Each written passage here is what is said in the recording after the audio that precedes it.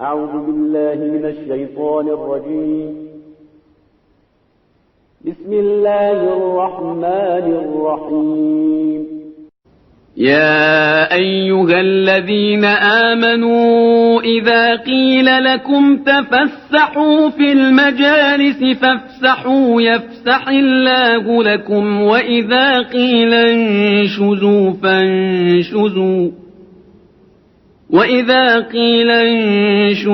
فانشزوا يرفع الله الذين آمنوا منكم والذين أوتوا العلم درجات والله بما تعملون خبير. بسم اللہ الرحمن الرحیم. رب اشرح لی صدری ویسر لی امری واحلل عقدۃ من لسانی یفقہوا قولی. آج ہم علامہ سید شمشاد رضوی صاحب کی خدمت میں ہیں.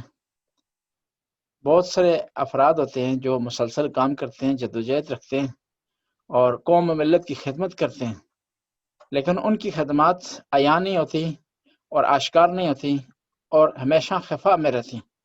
لیکن جو ہمارے پاس دین پہنچا ہے، مذہب پہنچا ہے، اس کے لیے علماء نے بہت زیادہ ایفرٹ کیے ہیں، کوشش کی ہیں، جدوجہد کی ہے انہوں نے، حتیٰ اپنی جانیں گنوا دی ہیں اس راستے میں. تو انہی علماء میں سے ہمارے ساتھ سید شمشاد رضوی صاحب ہیں. انہوں نے یہاں متعدد خدمات انجام دی ہیں. ان کی جدوجہد کسی سے مخفی نہیں ہے. مسجد بنائی، علماء کو جوڑنے کی کوشش کی، مجمع جہانی کے لیے خدمات انجام دی، مدرسہ بنایا، اور ان کی خدمات متعدد اور گوناگون ہیں. اور انہی خدمات میں سے ایک ہے کونسل آف علماء شینگن، کونسل آف علماء امامیہ شینگن. انہوں نے تاسیس کی اور اس کو جوڑے رکھا. مشکل حالات سے گزرنے کے باوجود، سختیاں برداشت کرنے کے باوجود کونسل کا دامن نہیں چھوڑا، اس کی ترقی کے لیے کوشاں رہے ہیں اور مایوس نہیں رہے. اب ہمارے ساتھ ہیں، ہم ان سے مزید معلومات حاصل کرتے ہیں کہ انہوں نے اس ضمن میں کیا خدمات انجام دیے. ہم ان سے درخواست کریں گے سب سے پہلے اپنا تعارف کروائیں اور اس کے بعد اپنی تنظیم کا تعارف کروائیں. اعوذ باللہ من الشیطان الرجیم. بسم اللہ الرحمن الرحیم. الحمد للہ رب العالمین والصلاة والسلام علی سیدنا و نبینا مولانا ابی القاسم محمد. اللہم صلی علی محمد و آل محمد واہل بیتہ الطیبین الطاہرین المعصومین، لا سیما علی بقیت اللہ المنتظر. قال اللہ عز وجل الذین یبلغون رسالت اللہ. سب سے پہلے میں برادر عزیز اور محترم حجت الاسلام والمسلمین ڈاکٹر سید زوار نقوی صاحب کے تہ دل سے شکر گزار ہیں کہ انہوں نے اپنا قیمتی وقت نکال کر کے بندے حقیر کے ساتھ گفتگو کا موقع فراہم کیا. گرچہ ڈاکٹر صاحب بہت مصروف ہیں، انجمن حسینی ناروے کی خدمات کے علاوہ بیرون انجمن مسلمانوں کے لیے، انسانیت کے لیے، حتیٰ کہ دور دراز علاقوں میں 3 گھنٹے کی فلائٹ پر جا کر کے اموات کے سلسلے میں اور تمام دیگر کاموں کے سلسلے میں مشغول خدمت ہیں. اللہ تبارک و تعالیٰ کی بارگاہ میں دست و دعا ہیں کہ ان کی توفیقات میں اضافہ ہو اور ان کو مزید توفیقات کی موقع فراہم ہوں. ڈاکٹر صاحب، ایسا ہے کہ بندے حقیر کا نام جیسا کہ ابھی آپ نے ذکر کیا، میرا نام سید شمشاد حسین رضوی ہے. میں ہندوستان کے صوبہ اتر پردیش کے ایک شہر اترولہ سے ہوں، اور میں نے ابتدائی تعلیم اپنے استاد محترم جو وہاں کے امام جمعہ تھے، آیت اللہ العظمیٰ مولانا راحت حسین صاحب کے گوپال پوری صاحب تفسیر انوار القرآن کے بیٹے، وہ بھی آیت اللہ تھے اور انہوں نے بھی تفسیر رموز التنزیل لکھی ہے. ان کا نام تھا آیت اللہ مولانا سید علی رضوی قمی. میں جس وقت ہائی اسکول یعنی 9ویں کلاس میں پڑھ رہا تھا اور 10ویں میں جانے والا تھا، غدیر کا دن تھا، اور اس دن بعض لوگ محفل کا وعدہ لینے کے لیے آئے. پھر مولانا سے گفتگو بہت ہی شارٹ میں عرض کروں تو انہوں نے پوچھا کہ اس کے بعد کیا کرو گے. میرے سمجھ میں نہیں آ رہا تھا. ایک بیگ میرے منہ سے نکلا کہ علم دین حاصل کروں گا، کیونکہ ان کی صحبت میں جا کر کے مغرب کے موعظے میں شرکت کرتا تھا اور علم دین حاصل کرنے کے سلسلے میں کافی متاثر تھا. پھر انہی سے میں نے فارسی عربی شروع کر دی، چونکہ قرآن اور اردو میں پڑھ چکا تھا. اس کے بعد جو ہے سلسلہ آگے بڑھتا رہا، یہاں تک کہ اللہ کے لاکھ شکر کہ نحو صرف و منطق، بلاغت اور تمام چیزیں پڑھنے کے بعد تفسیر، یہ میں پھر مدرسہ وسیقہ عربی کالج فیض آباد چلا گیا جو میر انیس کا شہر ہے. وہاں سے میں نے مولوی اور عالم فرسٹ ڈویژن پاس کیا. پھر اس کے بعد سے میں عالم اور پاس کرنے کے بعد میں جامعہ نازمیہ لکھنؤ آ گیا. وہاں سے قابل فاضل اور ممتاز فاضل کی ڈگری فرسٹ ڈویژن پاس کی. اور اسی کے ساتھ ساتھ میں نائٹ کلاسیں شیعہ ڈگری کالج جو لکھنؤ یونیورسٹی سے منسوب تھا متصل تھا تو میں نے وہاں سے گریجویشن کیا. اور اس کے بعد لکھنؤ یونیورسٹی میں نے پوسٹ گریجویشن میں داخلہ لیا. انقلاب کامیاب آ گیا. پھر اس کے بعد اپنے استاد کے ساتھ میں قم میں آ گیا. قم میں خدمات پڑھتا بھی رہا پڑھاتا بھی رہا. میں بہت شارٹ عرض کر رہا ہوں. پڑھتا بھی رہا پڑھاتا بھی رہا.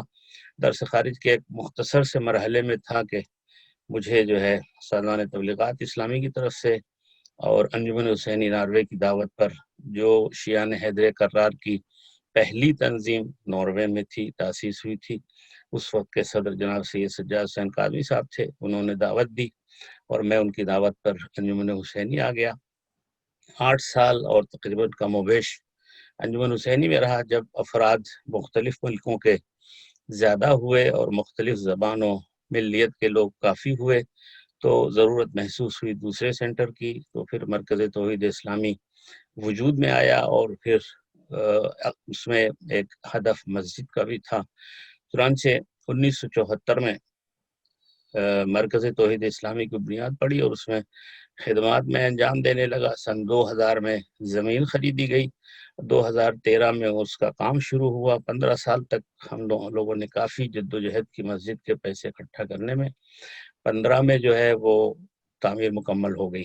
اس کے ساتھ ساتھ جو اس وقت جو موضوع بحث ہمارا اور ڈاکٹر صاحب کا ہے وہ ہے کونسل آف علماء امامیہ شنگن. کونسل آف علماء امامیہ شنگن 2005 میں تاسیس ہوئی. لیکن اس کا بیک گراؤنڈ یہ ہے کہ انگلینڈ میں وہاں پر مجلس علماء شیعہ تھی اور وہ سلسلہ چل رہا تھا.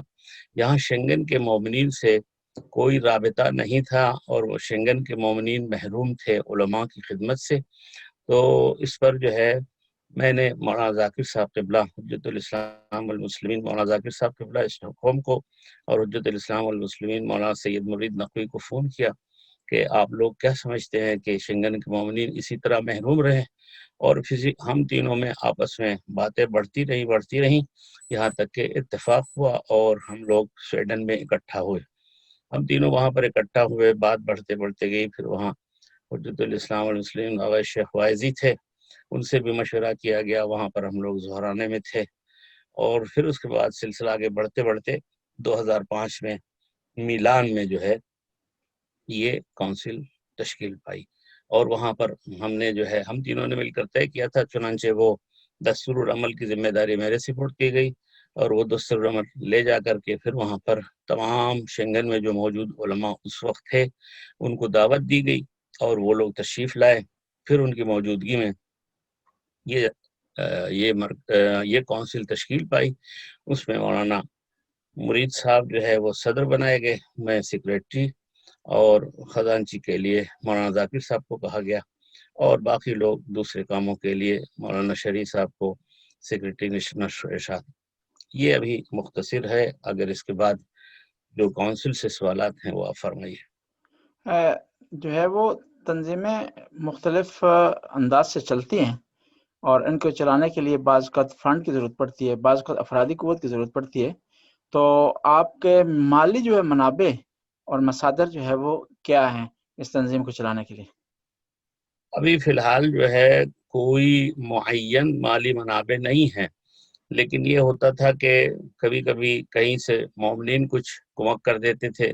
کبھی کبھی بندہ حقیر کے پاس جو اجازت شرعی تھا اس میں سے جو شرعی تقاضوں کی بنیاد پر جو جیسا مستحق ہوتا تھا اس کو مختصر سی تعداد میں. اس لیے کہ ہم لوگوں نے طے کیا تھا کہ شنگن ممالک میں ہم لوگ جائیں گے, کبھی کسی ملک کو کسی شہر کو لیں گے اور پھر وہاں پہلے دن ہم لوگ صبح سے سیٹرڈے کے صبح سے لے کے دوپہر یا شام تک میٹنگ کریں گے اور شام کو اگر ایام عزا ہوا تو وہاں مجلس ہو جائے گی اور اگر محفل کا سلسلہ ہوا میلاد کا تو وہاں پر محفل ہو جائے گی. چنانچہ ہم ہی لوگوں میں سے کوئی 1-2 آدمی 3 آدمی تقریر کرتا تھا, کچھ لوگ اشعار پڑھتے تھے اور پھر درس فقہ اتوار کو یا اس کی رات میں مومنین کے ساتھ بیٹھک ہوتی تھی، تو واقعی ڈاکٹر صاحب ایسا ہے کہ محسوس ہوتا تھا کہ لوگ پیاسے ہیں۔ ظاہر ہے کہ ایک زمانے کے بعد وہاں علماء کو پہنچنا اور اس کے ساتھ بیٹھ کر کے ان کے ساتھ کام کرنا یہ بہت ہی بڑا چیلنج تھا۔ منابع کے سلسلے میں جو آپ نے فرمایا، اس میں مومنین کا تعاون خاصا اس لحاظ سے تھا کہ جس جگہ ہم لوگ جاتے تھے ان سے کہتے تھے کہ بھائی آپ کا کچھ بھی خرچ نہیں ہوگا، صرف ہم کو 3 دن آپ مہمان رکھیے، ہم کو ایئرپورٹ سے لے آئیے، ایئرپورٹ پہنچا دیجیے، باقی یہ کہ ہوائی ٹکٹ ہمارے اپنے اوپر ہے۔ چنانچہ کئی ایک علماء ہم میں سے تھے اور ہیں جو اپنا ٹکٹ خود برداشت کرتے تھے، باقی ٹکٹ جو بعض طلباء جو کام کر رہے ہیں مبلغین اور ان کو نہیں ہوتا تھا تو ان کو ایک طرف کا ٹکٹ یا آدھا پیسہ یا جیسا بھی ممکن ہوتا تھا اس طرح ان کی کمک کی جاتی تھی۔ ابھی کوئی خاص فنڈ ہمارے پاس نہیں ہے، بلکہ انہی طلباء سے، انہی مبلغین سے جو ممبرشپ کا پیسہ ہوتا ہے وہی حاصل کیا جاتا ہے اور نشر و اشاعت کے مرحلے میں اس کو خرچ کیا جاتا ہے۔ جی، آپ اپنی تنظیم کے جو ہے وہ نمایاں کام جو ابھی تک آپ کی تنظیم نے انجام دیے ہیں وہ کون کون سے ہیں، اور اس کو کس طرح آپ جو ہے وہ ڈیفائن کرتے ہیں؟ ایسا ہے کہ پہلے ہم ایک میگزین نکالتے تھے جو ماہانہ ہوتا تھا پیغام نجات کے لحاظ سے، وہ میگزین بہت ہی پاپولر ہوا اور ہمارے طلباء، ہمارے مبلغین کے مضامین ہوتے تھے، کبھی کبھی کچھ بزرگوں کے بھی مضامین اس میں ہوتے تھے، تو ایک دو نشر و اشاعت کا سلسلہ تھا۔ مجلہ پھر اس کے بعد جو ہے دوسرے نام سے بھی بہت، جس وقت میں ہم کو فنڈ کا مسئلہ بنا تو اس کے چھاپنے چھپوانے کا، تو پھر چھوٹے انداز میں ہم اس کو نکالنے لگے تھے۔ پھر اس کے بعد سے ہم نے جو ہے اس پہ کانفرنسیں کی ہیں کئی جگہ پر، خاص طور سے ناروے میں جس وقت مسجد توحید کا افتتاح ہوا، اس کے بعد ٹیرورزم کے مناسبت سے جو ہم نے یہاں پر اپنی تنظیم کے توسط سے کیا تھا جس میں آپ کی سرپرستی تھی وہاں پہ، اس کے ساتھ ساتھ جو ہے علماء نے بڑا ساتھ دیا، تقریباً 70-80 مہمان آئے ہوئے تھے، ان میں سے اکثر توحید کے مسجد میں ٹھہرے تھے اور آدھے سے زیادہ شاید یا کم و بیش انجمن حسینی میں ٹھہرے تھے۔ اس طرح مومنین باہر سے آئے تھے، وہ لوگ جو اپنے تنظیموں کے ذمہ دار تھے۔ وہ کانفرنس بڑی کامیاب ہوئی اور اس کے بعد ایک مجلہ خوبصورت رنگین ٹائٹل کے ساتھ نکلا جس میں پورے شنگن کی تنظیموں کی تفصیل ہے اور اسی کے ساتھ علماء جتنے موجود تھے، جن کی جتنی ہسٹری مل سکی، جو کچھ ہو سکا اس میں اس کو چھاپا گیا۔ چنانچہ وہ ایک گویا ایک سند کے طور سے ہمارے پاس ہے کونسل آف علماء امامیہ شنگن کی وہ میگزین، جس میں علماء کے حالات، جس میں تنظیموں کے حالات، البتہ اس کے بعد بھی تنظیمیں بنی ہیں، اس کے بعد بھی علماء آئے ہیں اور ضرورت ہے کہ اب کوئی اور مجلہ نکلے یا کوئی اور میگزین ترتیب دیا جائے جس میں جو ہے باقی آنے والے علماء کا، یا جو ابھی ممبر نہیں ہوئے، ابھی ہمارے اور آپ کی معلومات میں ہے کہ کچھ لوگ ایسے ہیں جو ممبر نہیں ہیں، انشاءاللہ ہم آئندہ میٹنگ میں ان کو ممبر بنائیں گے اور پھر ان کے بارے میں تفصیل سے لکھا جائے گا۔ ممکن ہے جی ممکن ہے بعض علماء ابھی تک آپ کی تنظیم میں ان کی شمولیت اختیار انہوں نے نہ کی ہو، کرنا چاہتے ہیں، یا آئندہ جو علماء یورپ میں داخل ہوں گے اور وہ ممکن ہے آپ کی تنظیم کے ممبر بننا چاہتے ہیں، تو آپ کی تنظیم کے ممبر بننے کے لیے عالم دین کی کیا شرائط ہونی چاہیے؟ عالم دین کے لیے شرط تو کم از کم لمعہ پڑھا ہونا شرط ہے اور انتظامیہ میں آنے کے لیے معمم ہونا شرط ہے۔ یہ ایک بہت ہی اہم دستور العمل میں یہ بات لکھی ہوئی ہے، اور اسی کے ساتھ ساتھ کم از کم اس کو تبلیغی صلاحیتیں ہوں، اور جیسے عام طور سے ہوتا ہے کہ تقویٰ ہو، عوام الناس سے جو ہے اس طرح کے حالات میں نہ وہ مبتلا ہو جس کی وجہ سے اس پر طعن ہو، وغیرہ وغیرہ جو اخلاقی ذمہ داریاں ایک عالم دین کی ہوتی ہیں وہ دستور العمل میں درج ہے۔ اور ہمیں امید ہے کہ جو طلباء اور مبلغین ہیں یا آئندہ شرکت کریں گے ان میں یہ تقویٰ کی بات یا یہ کہ اخلاقیات کی بات ہونا بہت ضروری ہے۔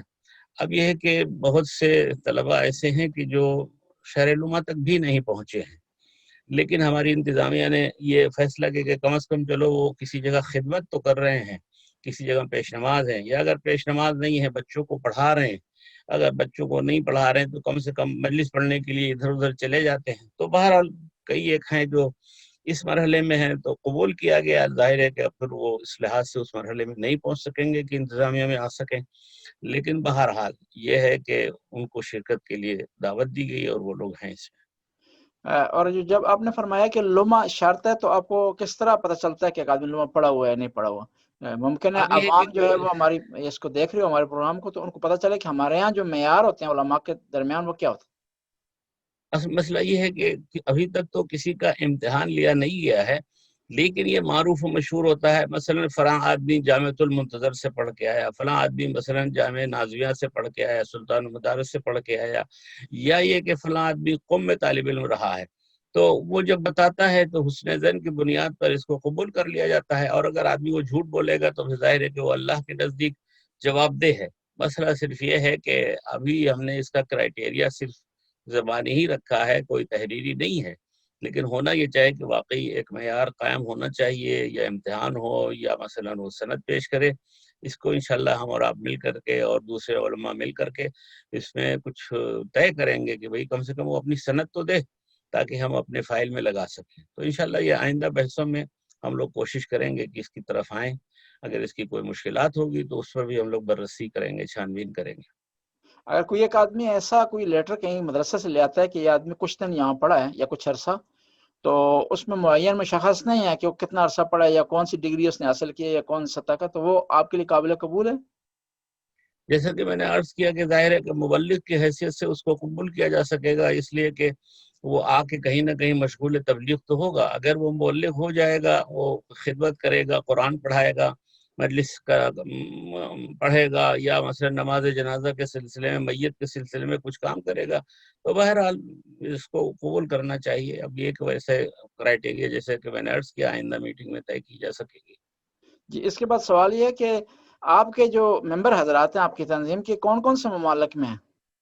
جی ہاں، یہ سوال بہت اچھا ہے، اور یہ ہم مومنین کے لیے، ناظرین کے لیے عرض کریں گے کہ تقریباً ہمارے پاس لسٹ میں، جو آخری لسٹ ہمارے پاس ہے، اس میں 26 سے 28 علماء ہیں، اور ان میں سے کم 20 یا 22 تو ہمارے پاس ایسے ہیں جو پہلے سے رجسٹرڈ ہیں. 6-7 لوگ ہیں جو بعد کی دنوں میں آئے ہیں، اور یہ آخری 3-4 سالوں میں، برسوں میں کونسل آف علماء امام شنگن تھوڑا فعال نہیں رہی ہے بعض وجوہات کی وجہ سے، اور میٹنگیں بھی کم ہوئی. انشاءاللہ ہماری اب تک وہ دور شروع ہے کہ میٹنگیں کرتے رہیں اور کام کرتے رہیں. چنانچہ نشریات کا سلسلہ آپ نے اور مولانا مشبر صاحب نے شروع ہی کر دیا ہے، اور انشاءاللہ آئندہ جو میٹنگ ہوگی اس میں عرض کریں گے. چنانچہ میں عرض کروں آپ سے کہ سویڈن میں علماء ہیں 3-4 کے قریب، 5 کے قریب ہیں، ڈنمارک سے ہیں، ناروے سے ہیں، اس کے علاوہ جرمنی سے ہیں، فرانس سے ہیں، پرتگال سے، اسپین سے، فرانس سے، اور اس کے علاوہ دوسرے جو اٹلی سے، اس طرح کے ممالک سے. تو کسی ملک سے 2 مولوی ہیں، کسی سے 3-4 مولوی ہیں. تو یہ ملا جلا کے تقریباً شنگن علماء کو کور کرتے ہیں. اور ایک دوسرے ممالک میں جہاں پر عالم دین نہیں ہے یا جس شہر میں نہیں ہے، اگر وہاں کے مومنین نے طلب کیا تو یہی علماء ہمارے جا کر کے وہاں خدمات انجام دیتے ہیں، محرم میں یا رمضان المبارک کی مجالس شہادت میں. تو الحمدللہ تقریباً شنگن کے تمام علماء ہیں. آپ کے ساتھ اور عوام اگر رابطہ کرنا چاہے مبلغ کے سلسلے میں یا مسائل پوچھنے کے سلسلے میں، یا چاند نظر آیا ہے یا نظر نہیں آیا، تو اس کا کیا طریقہ کار ہے؟ فون نمبر کیا ہے؟ کیا سسٹم ہے؟ ای میل کیا ہے آپ کی جو ہے وہ تنظیم کا؟ ابھی جو ان تمام سوالات کے سلسلے میں علماء کے ٹیلی فون تقریباً عوام کے پاس ہے، ورنہ وہ لوگ اکثر یا میرے پاس یا مولانا ذاکر صاحب یا آپ کے پاس یا مولانا مرید صاحب، جو مین لوگ ہیں ان کے پاس مومنین ٹیلی فون کرتے ہیں، اور وہ لوگ جو ہے وہ مبلغین کو فراہم کرتے ہیں. اب یہ ہے ای میل بھی تقریباً اب ہو جائے گا، اور فیس بک اور یوٹیوب کا سلسلہ چل گیا ہے. فیس بک اور یوٹیوب کونسل آف علماء امامیہ کے نام سے ہے، تو انشاءاللہ اس سے مومنین استفادہ کر سکیں گے. اور جب فیس بک اور یوٹیوب ہمارا ایکٹیو زیادہ ہو جائے گا تو پھر ہمیں ضرورت بھی نہیں پڑے گی کوئی فون کرے، اسی یوٹیوب اور فیس بک کے ذریعے سے مومنین رابطہ کر سکیں گے. تو ہمیں امید ہے کہ انشاءاللہ جلد از جلد ان تمام چیزوں پر کام ہوگا.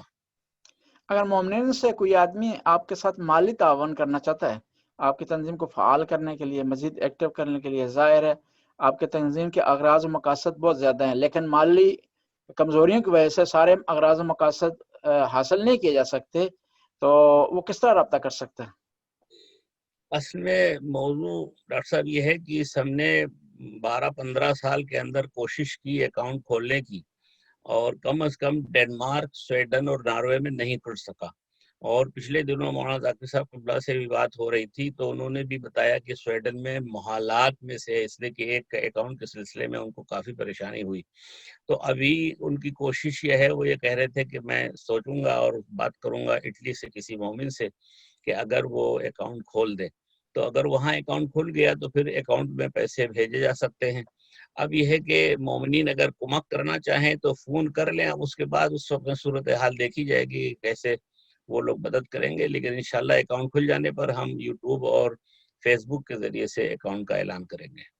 یہ آپ کی تنظیم بہت زیادہ ایفرٹس کر رہی ہے، کوشش کر رہی ہے، میٹنگیں آپ رکھتے ہیں، ایک ملک سے دوسرے ملک سفر کرتے ہیں، اور اپنی جو ہے وہ استطاعت کے مطابق کتابیں چھاپنے کی کوشش کرتے ہیں، مختلف کورس فراہم کرتے ہیں، لیکن اس کے باوجود بھی عوام میں آپ کی تنظیم کی اہمیت اجاگر نہیں ہو سکی، اور عوام کو اس کے بارے میں زیادہ پتہ نہیں ہے، نام جو لوگ جانتے بھی ہیں نام کی حد تک صرف. اس کی وجہ کیا ہے؟ یہ اس کی وجہ ہماری اپنی کمی ہے.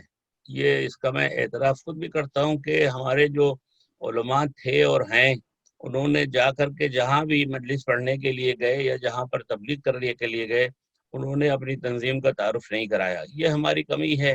اب میں علماء سے کہتا ہوں، وہ وعدے بھی کرتے ہیں، لیکن اس کے باوجود بھی وہ جاتے ہیں اور شاید تنظیم کے بارے میں نہیں بتاتے ہیں. چنانچہ اگر آپ دیکھیں تو اس کے ہم نے کیلنڈر بھی چھاپے ہیں، جنتری بھی چھاپی ہے، دینیات کی کتاب بھی چھاپی ہے، میگزین نکلتا رہا، یہ سارا کچھ ہے، لیکن زیادہ مشہور نہیں ہو سکی ہے. اب اس میں ایک جو اور کمی ہے کہ ہم جو ہے وہ دورہ کریں ملکوں کا، شہروں کا، اور جائیں. تو انشاءاللہ مستقبل قریب میں کورونا کے ختم ہونے کے بعد ایک کام یہ بھی ہوگا کہ تنظیم کے تعارف کے لیے اور مومنین کی خدمت کے لیے، خاص طور سے مومنین کو مکتب اہل بیت سے آشنائی کے لیے ایک دورہ بہت ضروری ہے، بلکہ ایک کیا برابر ہونا چاہیے. لیکن یہ کہ بعض وقت میں علماء کو فرصت بھی نہیں ہوتی اپنے تنظیم سے، یا وہ جو اپنے کاموں میں مشغول ہیں اس کی وجہ سے نہیں ان کو ٹائم ملتا ہے، تو وہ دورہ نہیں کر سکتے ہیں. تو اس لحاظ سے جو ہے وہ ہماری اپنی کمی کی وجہ سے زیادہ اس کی شہرت نہیں ہو سکی ہے. اس کے بعد سوال یہ ہے کہ آپ کی تنظیم کو کون سے چیلنجز کا سامنا کرنا پڑ رہا ہے اور کرتے رہے ہیں، اور ممکن آئندہ بھی کون سے چیلنجز ہیں؟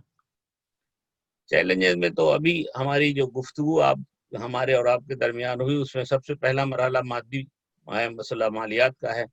اور اس کے ساتھ ساتھ اب جو حالات دنیا کے ہو رہے ہیں، جس میں خاص طور سے ساری دنیا کا جو ہے وہ شیعوں کے اوپر فوکس ہے، اور جو خلیج فارس کے بدلتے ہوئے حالات ہیں اس کے اعتبار سے شیعوں کے خلاف ایک مہازارائی ہو رہی ہے.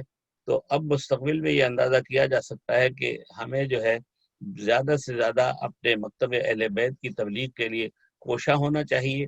سیاسی مرحلے سے ہمیں ہر حال میں دور رہنا چاہیے.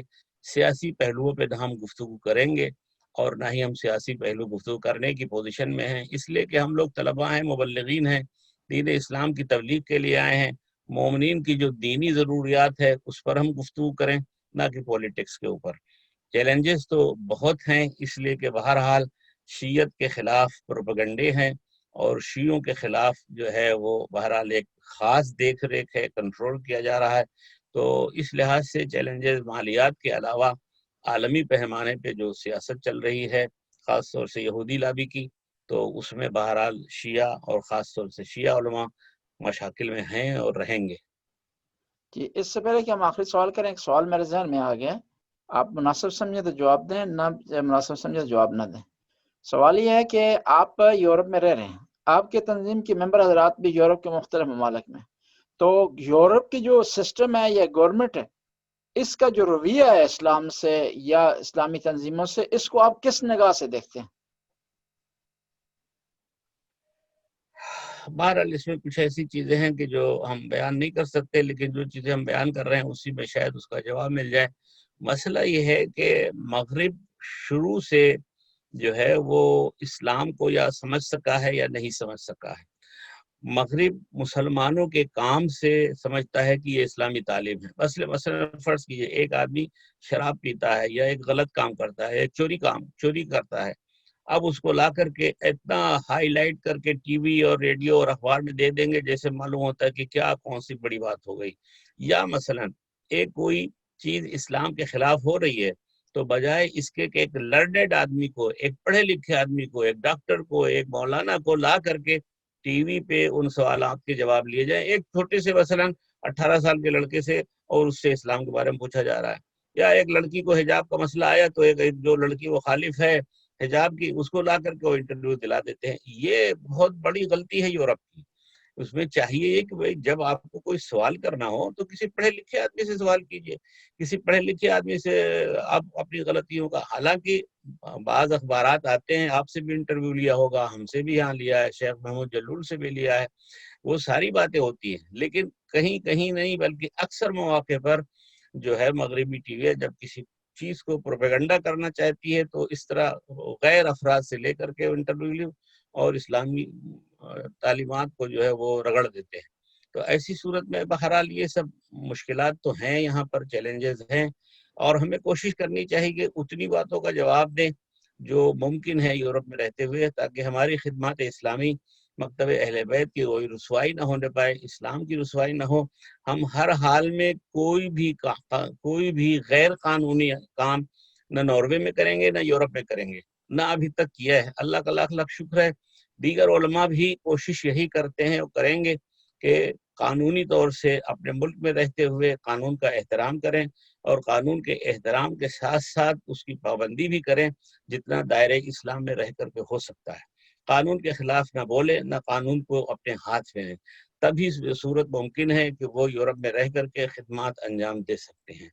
بہرحال یہ ہے کہ یورپ میں رہتے ہوئے بہت چیلنجز ہیں، بہت چیلنجز ہیں، تعلیمات کے بارے میں آئیے، ایجوکیشن کے بارے میں آئیے، لڑکیوں کے مسائل کے بارے میں چیلنجز بہت ہیں، لیکن جتنا ہم لوگوں سے ہو سکتا ہے اپنے امکان میں، اور پھر اللہ سے توکل کرتے ہوئے، اللہ کے الطاف کو چاہتے ہوئے، چہردہ معصومین کی عنایت کو، یہ دعاؤں کا بھی سلسلہ بہت ضروری ہے۔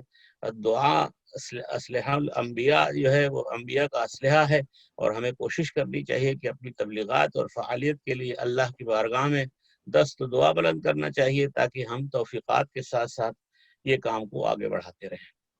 یہ آپ نے صحیح فرمایا، چیلنجز بھی ہیں اور مشکلات بھی ہیں، لیکن ساتھ ہم اس حوالے سے بھی بات کر سکتے ہیں کہ یورپ کے ان ممالک میں جہاں ہم رہ رہے ہیں، ہمیں مکمل آزادی ہے مسجد بنانے کی، مسجد چلانے کی، پروگرام رکھنے کی، حتیٰ بعض یورپی ممالک میں گورنمنٹ کی طرف سے مذہبی اداروں کو ایڈ بھی ملتی ہے اور سہولیات بھی فراہم کی جاتی ہیں، تو یہ ایک مثبت پہلو بھی ہے یورپ کا اور یورپی ممالک کا۔ جی، تو اس کو بھی یہ ہم تو جو اگنور نہیں کر سکتے۔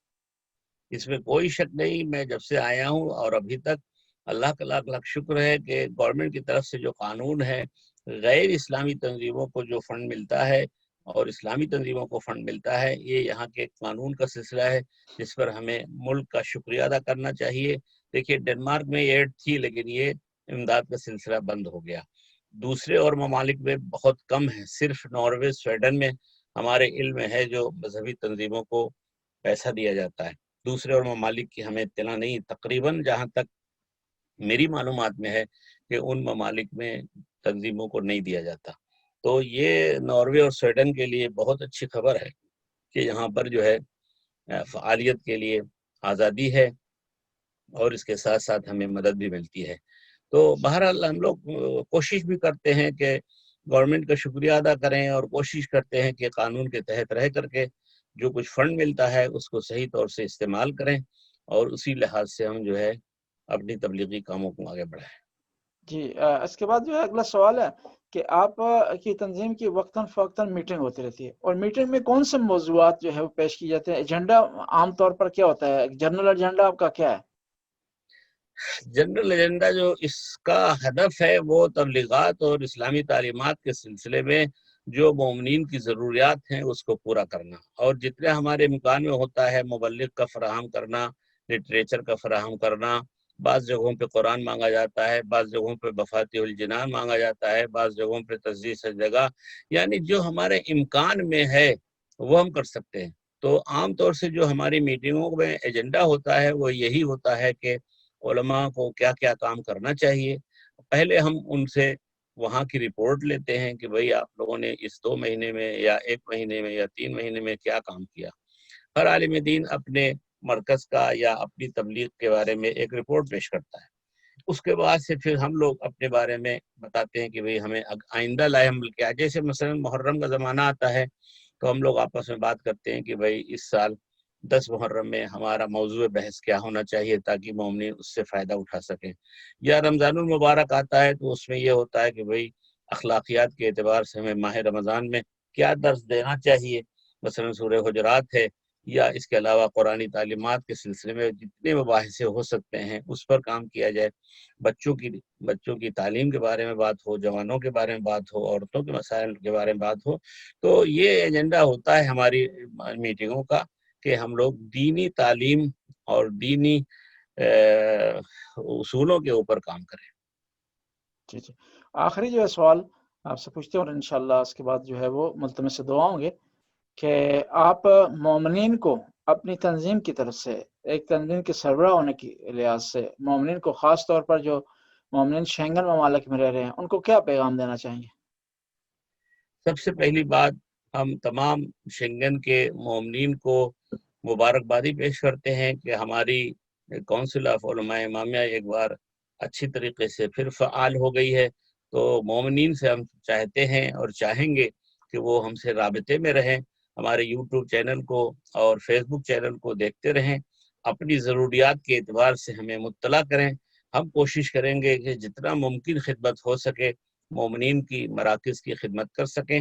مالی اعتبار سے ہم کچھ نہیں کر سکیں گے، یہ ہم پہلے سے بتا دیں، لیکن یہ ضرور میں آپ سے گزارش کروں گا، آپ تمام مومنین و مومنات جو شنگن میں ہیں، کہ آپ کے اوپر جو واجب چیز اللہ کی طرف سے قرآن میں رکھا گیا ہے، خمس و زکوٰۃ اور فطرہ کے بارے میں، اس رقم کے سلسلے میں آپ لوگ کوتاہی نہ کیجیے، اس کو ضرور نکالیے، اور آپ مراجع تقلید جن کی تقلید آپ کرتے ہیں ان کے وکیل تک پہنچائیے۔ اگر آپ نہیں پہنچا سکتے ہیں تو پھر ہم سے رابطہ کریں، ہم لوگوں کے پاس جن کے پاس اجازت ہے وہ پھر آپ کی رہنمائی کریں گے اور مستحقین تک پیسے کو پہنچانے کی کوشش کریں گے۔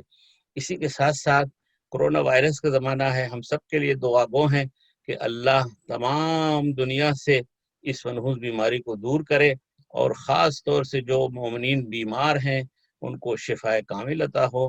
آپ کے مرحومین اور تمام مرحومین کو پروردگار عالم مغفرت فرمائے۔ اللہ ہماری اس نشست کو اپنی عبادت میں قبول فرمائے، اور انشاءاللہ اسی طرح کے نشریات، پیغامات ہمارے 2 بھائیوں کے ذریعے سے، ڈاکٹر زوار صاحب، مولانا مشبر صاحب کے ذریعے پہنچے گی آپ کو۔ آپ حضرات اس پر توجہ دیں اور بار بار سنیں، اور جو آپ کی ضرورت ہو انشاءاللہ ہمیں مطلع کریں۔ السلام علیکم ورحمۃ اللہ وبرکاتہ۔ صلى الله على محمد صلى الله عليه وآله صلى الله على محمد صلى الله عليه وآله